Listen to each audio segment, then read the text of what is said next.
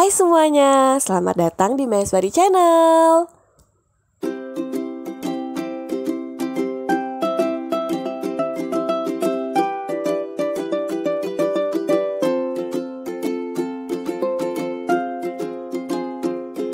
Halo semuanya, selamat datang di Maheswari Channel.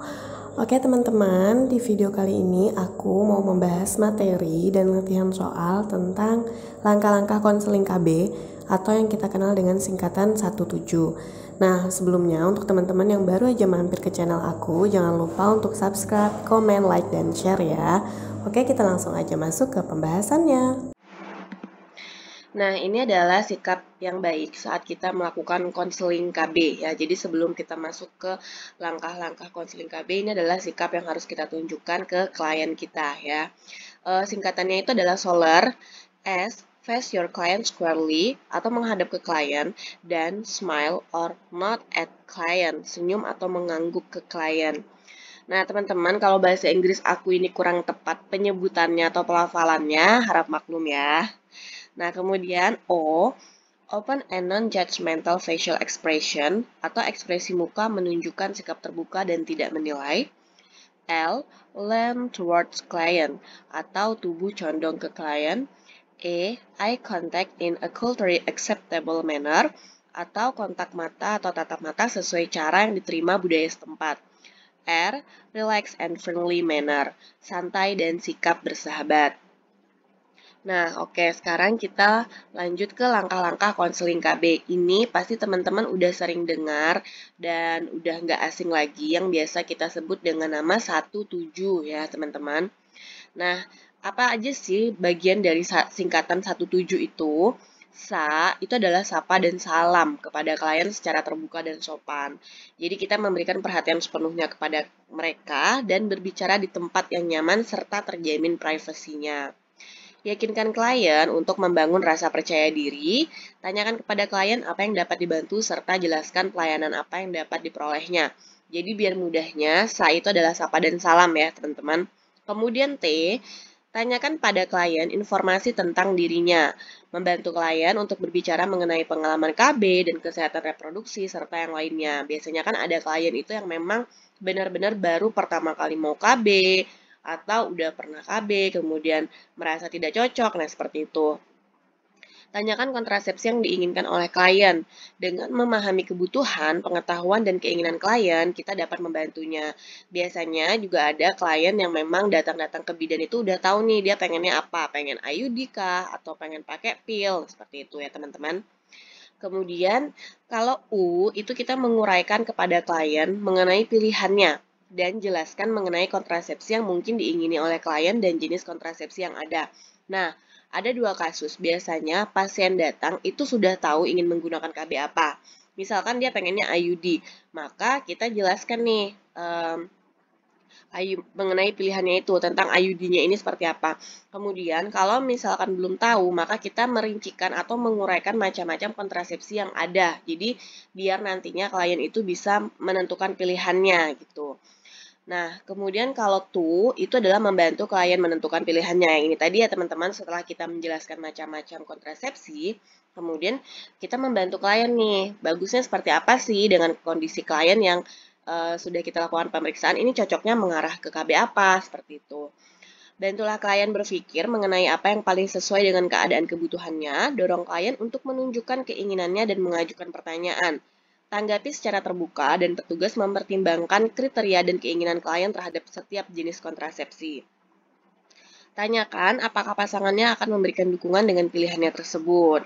Oke, kalau J, jelaskan secara lengkap bagaimana menggunakan kontrasepsi pilihannya. Jadi setelah menentukan pilihannya, kita langsung jelaskan nih efek sampingnya apa sih, kemudian kayak obatnya itu bagaimana sih cara kerjanya, kita tunjukkan nih KB-nya ini seperti apa gitu.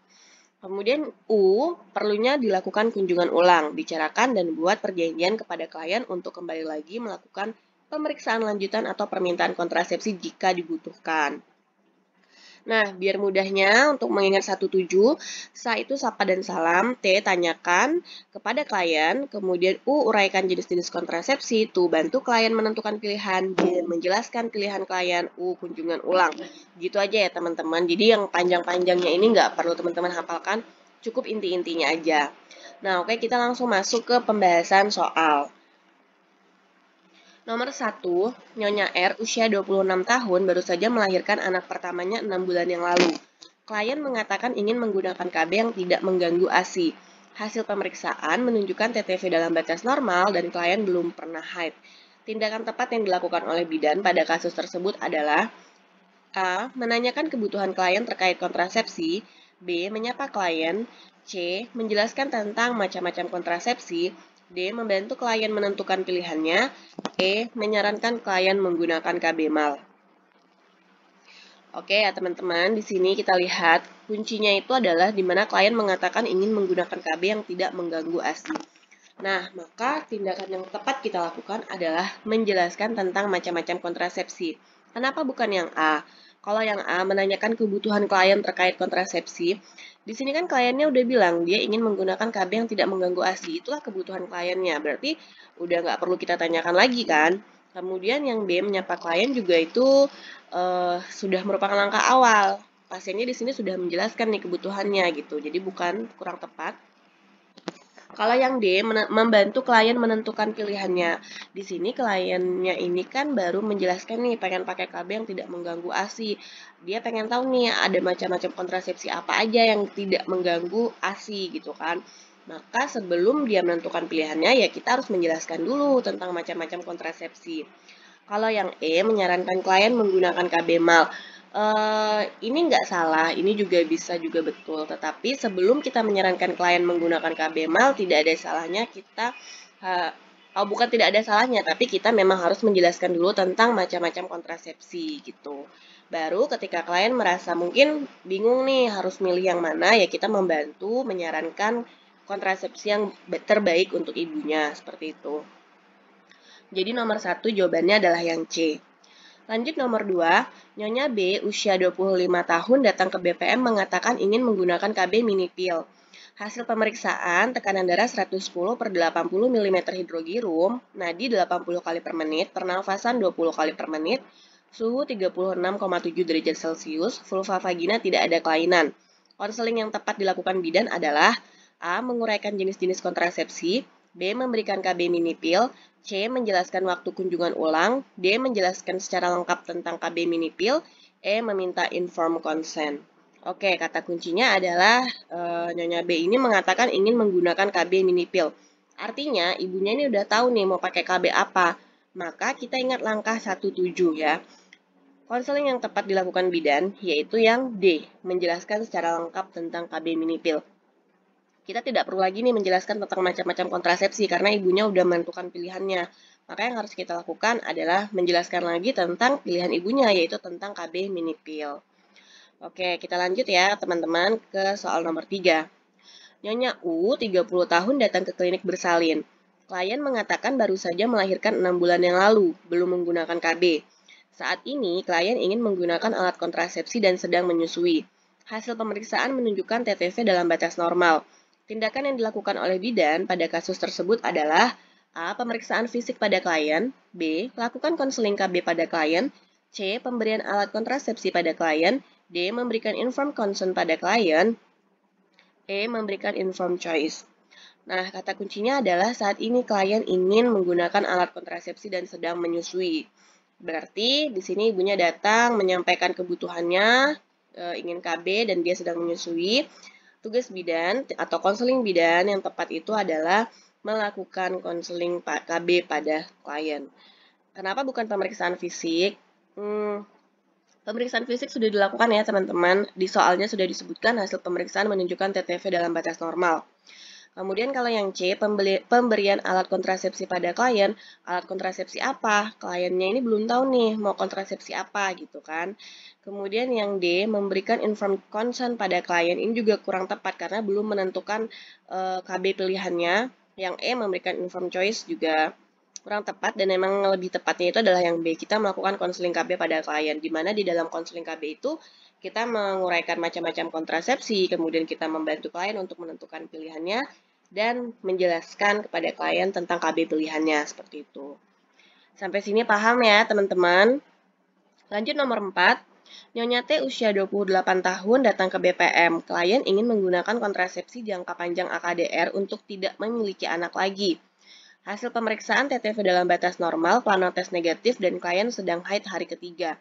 Tindakan awal yang dilakukan bidan pada kasus tersebut adalah A. Memberikan informed consent, B. Memberikan konseling KB AKDR, C. Mempersiapkan peralatan AKDR, D. Melakukan pemasangan AKDR, E. Memberikan informed choice kontrasepsi lainnya. Kata kuncinya adalah klien ingin menggunakan kontrasepsi jangka panjang AKDR untuk tidak memiliki anak lagi. Nah, maka tindakan awal yang dilakukan bidan pada kasus tersebut adalah yang B, memberikan konseling KB AKDR. Karena di sini ibunya sudah menjelaskan nih, dia pengen pakai KB AKDR. Maka kita sebagai bidan menjelaskan lebih lanjut tentang apa sih AKDR itu, bagaimana sih alatnya, pemasangannya seperti apa, seperti itu ya teman-teman. Oke, kita lanjut ke nomor 5. Pasangan pengantin baru usia 24 dan 26 tahun datang ke BPM dan berencana ingin menunda kehamilan. Saat ini, klien sedang dalam keadaan haid. Mereka datang ke bidan ingin berkonsultasi. Bidan menguraikan macam-macam alat kontrasepsi kepada pasangan tersebut. Namun, tampaknya klien masih bingung menentukan pilihannya. Tindakan tepat yang dilakukan bidan adalah A. Membantu klien menentukan pilihannya, B. Menjelaskan alat kontrasepsi, C. Menentukan jadwal kunjungan ulang, D. Menjelaskan efek samping menunda kehamilan, E. Menyarankan untuk tidak menunda kehamilan. Oke, teman-teman, di sini bidannya kan udah menjelaskan nih tentang macam-macam alat kontrasepsi. Tetapi, pasangan tersebut ini masih kebingungan nih mau menentukan pilihannya. Maka sebagai bidan kita harus apa? Ya, kita harus membantu klien untuk menentukan pilihannya. Nah, oke teman-teman, kita udah sampai di akhir video. Semoga apa yang aku sampaikan ke teman-teman ini bisa teman-teman pahami, bisa teman-teman mengerti bahasa aku. Dan untuk yang masih bingung tentang konseling KB, semoga setelah ini tidak bingung lagi ya teman-teman. Terima kasih yang udah nonton video aku sampai akhir dan sampai jumpa di video selanjutnya.